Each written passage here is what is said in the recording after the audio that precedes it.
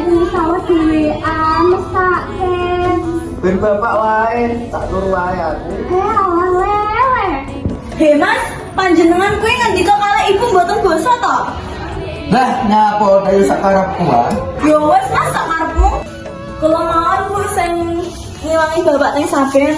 Oh alah, iki mondok gowong gemanan kawan. Nggih, Bu. Nek wis rampung ndang bali ae. Kula pamit riyen Bu. Hati-hati Tari. Nggih. Apa? Amin kusum buder. Bu, aku pedolan karo Joko.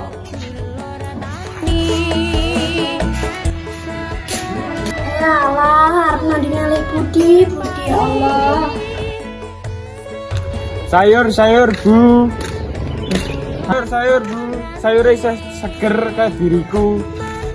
Allah, seger apa wis awan kok seger. Nggih Bu, niki sayur tasih seger tapi tangiku kawanan. Oh iya Bu. Wah, gimana kok ngomong-ngomong terus sih kenapa? Iku lho Tari, anake Pak Wandi, bocah sopan duwe unggah-ungguh. Iya, mula kayak si Budi ra duwe unggah-ungguh blas, nek lewat ra tau nyomo wong. Oh iya Bu, zaman saiki jaman iki wis beda. Iya, ajane ndak yo diterapkan nang kehidupane sehari-hari ya. Alah, iku lagi lewat diomong kok malah tak ngono kuwi. Alah, bar diomong kok jedol. Alah, ya wis Bu, tak lanjut dodolan. Budi, kowe ndak mau digibah. Alah diomongno piye nah to cah? Mulane nek ngomong karo wong tuwa ki basa. Nek ape lunga-lunga pamitan. Ya bismillah lah, aku tak berubah mulai iki. Semangat ya, Bud.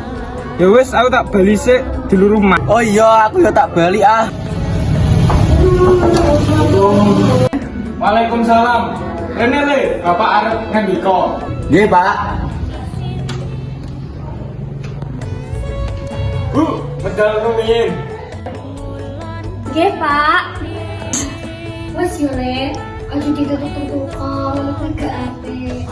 Nggih, Bu, Budi bakal berubah. Ngapunten nggih, Bu, Pak. Nggih, Len. Kesimpulan saking teks puniku, peningipun kedua promo unggah-ungguh dudung tiang sepolan masyarakat. Cerita punika nyariosaken owah-owahan pasti saking lajengipun bocah Hamukusi. Ingkang rumiyin boten ngajeni ibu-ibun lan boten kagungan tata krama. Sasampunipun pinanggih dawuh saking kawula, kepara lan dipunparingi piwulang dening rencang tiyang sesepuhipun. Budi sadar, jateng kelepatanipun lan nyobi ndadosi lampahing gesangipun.